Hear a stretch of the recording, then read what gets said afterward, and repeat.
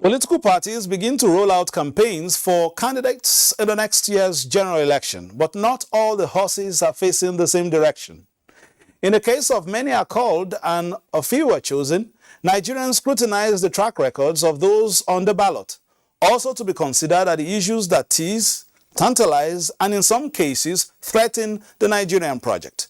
Those on the podium might posture, ponder, or pander. However, the power to promote the winner ultimately lies in the thumb of the people. In terms of internal party consistency, I'm Fisayo Gunfui. Welcome.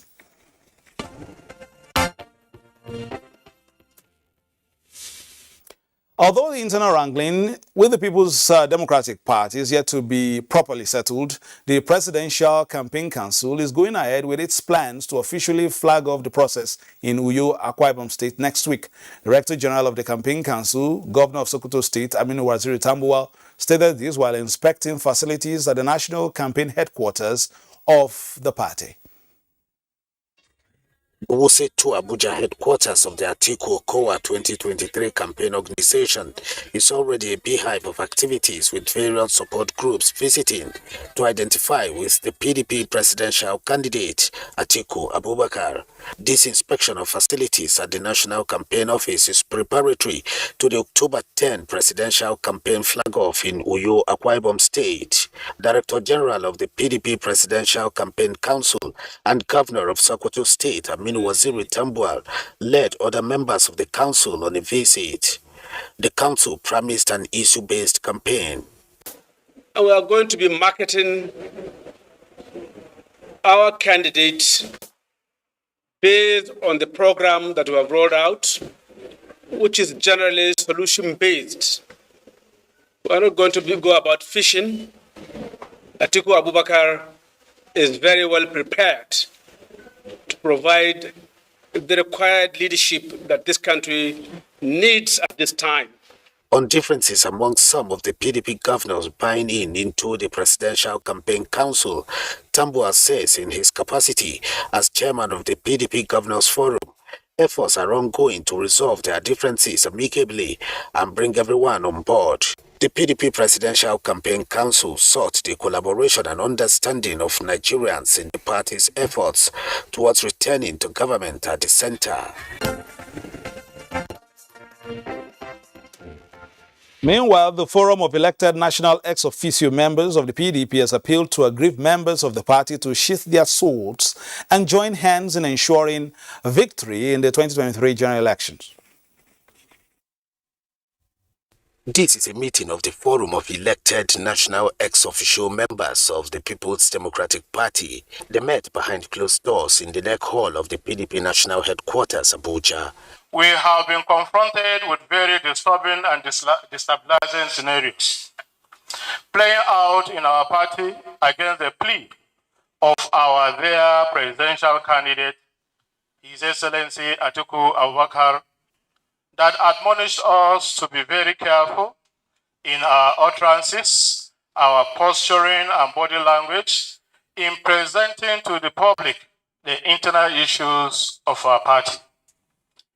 The aggravating circumstances being thrown up by conflicting accusation and counter-accusation of who is right and who is wrong, a matter which the Forum of National Ex Officio feel is not necessary at this electioneering period. Ilya implored all PDP leaders and members who had one issue or the other to avail themselves of internal differences resolution mechanism as provided for in the party's constitution. Professionals for Atiku is another support group with a plan to deploying the experiences they have acquired over the years towards the victory of the PDP presidential candidate Atiku Abubakar. This candidate has been tried and tested in public and private office. And on every occasion, he came out unblemished and in flying colors. Members resolved to make their campaign issue-based. Now, as the PDP gets set to roll out its drums of persuasion ahead of the 2023 election, there might still be a few hurdles to cross even within its ranks. Joining us via Zoom is Dr. Nwachukwu Anakwenze, physician, politician, philanthropist, entrepreneur, and most importantly, for our discussion, a former presidential aspirant of the People's Democratic Party during its primary earlier in the year. He joins us from Los Angeles, California. Doctor, nice to have you join us today on Political Update. Thank you very much. I'm happy to be here. Now, after the presidential primary of the PDP, which you took part in, have you been part of any consultation to present a formidable front for the presidential polls next year? The aspirants have been meeting. My team is involved. My DG and my campaign team are involved. I'll be back there when it's time for me to be there. But my team is involved.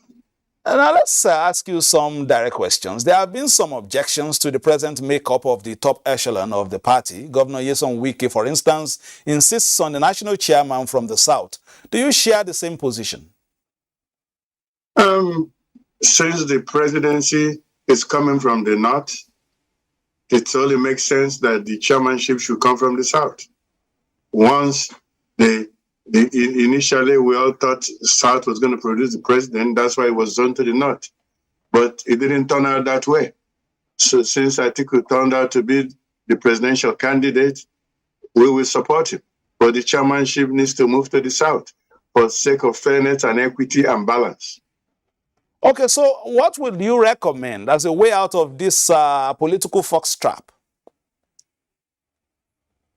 I would recommend that Atiku and his team consult everyone, get everyone involved, work with all the people, north and south, Christian, Muslim, try to bring everybody together in a balanced way that carries everybody along for the good of the country.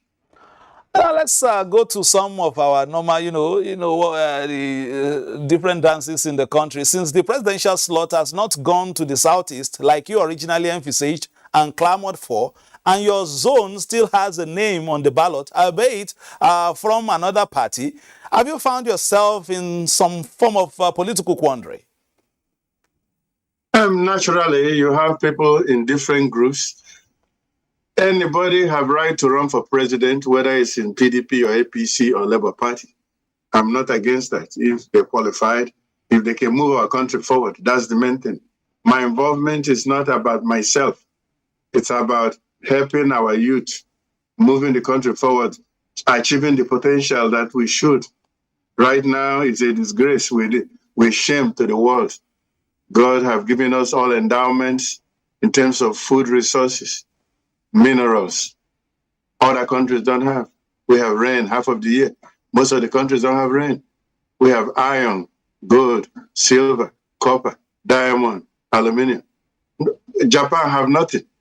And they import it from Nigeria. And they build Toyota and they send it to us. What is wrong with us? That's why I'm involved. I'm involved to lift up our people, particularly our children are very talented. Our young children in America are the top 5% of America. We have the same potential back there. All those young people in Nigeria are very talented. No, there's been no good leadership in Nigeria. That's what's setting us back. Everything going on in Africa, all the foreigners, white people, they want to go to Ghana, they want to go to Kenya, they want to go to South Africa. Everybody's ashamed of us. When they try to bring things to Nigeria, like hospital or university for United Nations, well, Nigerian people are asking them for bribe. I'm trying to put hospital in your village to help your people, you're asking me for bribe. American people, white people will not do it. They are laughing at, we have been laughed at. Okay. They're ashamed of us. All right, let's go to some nitty-gritty. I don't know, I think you danced around my last question. And what I'm saying is that you're a party man. And then, of course, you are also a tribe man because I understand you're also one of the leaders of the Igbo nation in diaspora. Would you be picking party over tribe or tribe over party? Like I said, anyone that wants to work to improve Nigeria should be allowed to run. I'm a member of PDP. Since Atiku is the chairman of our party, if he's willing to work for all Nigerian tribes and religions, I will be able to work with him. All right, let's move on finally. The other party is led by Peter Obi. Peter Obi was the best governor we've ever had in Nigeria. He's excellent. That I can tell you because I'm from Anambra State. All right, let's go to lean on your experience. For instance, for someone who built his career abroad and is currently based there, what are the expectations of diasporans about next year's election? Are you promoting the Nigerian project out there? Yeah, all the Nigerians are very involved because they would like to have a country they can come back to. We don't want to die here in diaspora. We want Nigeria working. We should be at the level of India, Brazil, Indonesia. We should be one of the top 6 countries in the world. We have highly trained Nigerians of every tribe here in America, particularly the Igbos and Yoruba. They can match any white person in the world. But we don't have anywhere to go to display it, to improve it, to build it. It's too much corruption. Nobody cares about the fate of all Black people.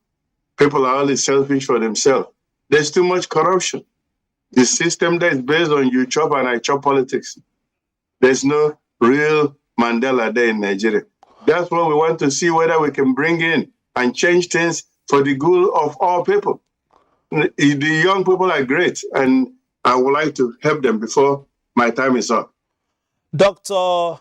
Anwachukwana Kwenze, a philanthropist, politician, entrepreneur, etc. Thank you for joining us. Thank you. The All Progressives Congress Governors Forum has assured supporters that there's nothing to worry about as plans are being strengthened to roll out a robust campaign for the 2023 general election. The governors met members of the National Working Committee on the final preparations for APC's presidential campaign. It is a moment of strategic engagement by stakeholders of the APC ahead of the task before them. This tripartite meeting is coming less than 24 hours after a similar one between the Presidential Campaign Council and the APC governors. This meeting that we've had is more than useful for all of us. For us, nothing short of victory is good enough for us. And the spirit of today's meeting underlines that fact. We are very proud of the actions of the National Chairman and the NWC. We are very proud of the actions of the Presidential Campaign Council. We are happy that we are discussing. After 5 hours of deliberation behind closed doors, no date is fixed yet for the commencement of the party's presidential campaign.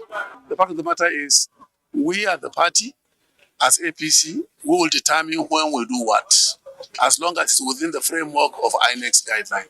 They agreed that the pre-campaign activities so far are in compliance with the desire for success.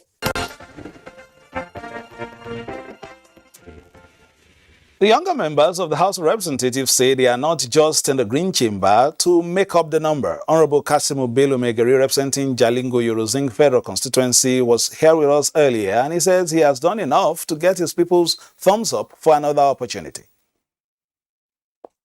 Actually, in the past 3 years, we have done a lot in education. We built many schools and we renovated some. The new one we built, I have a comprehensive vocational training center in Model Primary School, Jalingo. We built another secondary school in Lama. We built in Bitako, all in Zin. We are building some in your local government as we speak. We have renovated not less than 20 primary and secondary school across the house of my own constituency. And we have distributed a lot of learning materials. We have been giving scholarship to students. The best in every schools, we have been picking 1 or 2 people among the best students to sponsor them. We have been paying WAEC, NECO, and JAM to less privileged students. So at least we have done a lot in respect of education. Your state is an agrarian state. People know them for their prowess in agriculture. Are you making some intervention there? Of course, yes. We are doing a lot in agriculture. We have empowered our constituents. We have given them farming tools. We have been training them on how to go about mechanized farming. And more so, I have a bill creating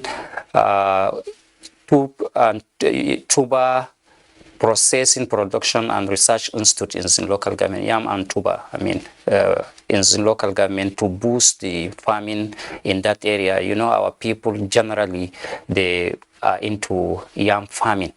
So by the time we improve the seed, we can have maybe 2 or 3 harvests in a year. It will go a long way in boosting economic and security in that constituency. You are of the younger generation. In terms of youth empowerment, have you been able to do some things to encourage youths from, tendencies that are not particularly lawful to gainful employment? Actually, I can say it. There's none, not only in Jalingo, whereas in the whole state, somebody that can come and say he have employed youth more than I do. I have employed more than 100 in the federal agencies, different parastatals and agencies in the Federal Republic of Nigeria. The records are there. We can publish the name, the contact, and address of every individual that I secured appointment for him in the federal government. And in terms of training and safe employment, we have been doing this. In terms of Empower, I don't think there's any constituency in this country that have beneficiaries the way I have in my constituency. The records are there, people can go and check. So our youths have been engaged in self-reliance activities. So there's so many things that I have been doing, I did and have been doing for my younger generations. In what areas would you like to even do more if given the opportunity? Yes, this is a foundation. By the time we come back to the house, we have a lot to do in terms of youth empowerment. All this insecurity, is the genesis of insecurity is unemployment. If you can train people and give them capital to be self-reliant, you will reduce the insecurity we're having in this country. So I'll concentrate more on